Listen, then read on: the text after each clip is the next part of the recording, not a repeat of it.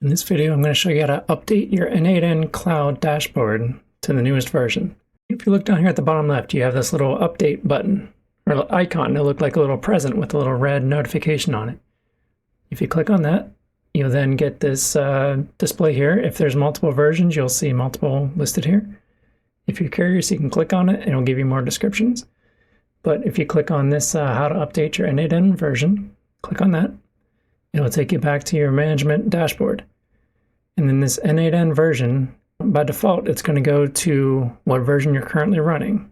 So in my case, 1.99.1. If you click on the dropdown, it'll show you the latest stable and the latest beta. You typically want to choose the stable version, unless you know what you're doing and want to mess around with the beta. But choose the stable version and then save changes. Changing workspace settings will require a restart. So it's going to restart that station, your instance of it. So hit confirm.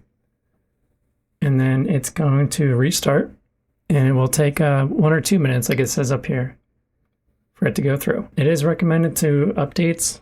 Check it like maybe once a month or so, just to make sure there's no huge differences between versions. And then you're going to want to run a test on your workflows just to make sure that everything's working correctly before you go back to letting the automation go, if it's something you can, obviously. But down here at the bottom right, you can still see it saying the workstation is currently applying changes, so it will take a few minutes. Once you see that message go away, you can go up to the dashboard on the top left and click on Open Instance to get back to where you were. And now you see at the bottom left, the Updates button is gone. So now you're using the most updated, stable version of n8n. Hopefully you found this helpful. If you have any other questions or suggestions for future topics, please leave them in the comments below. Thank you for watching, and I hope you have a great rest of your day.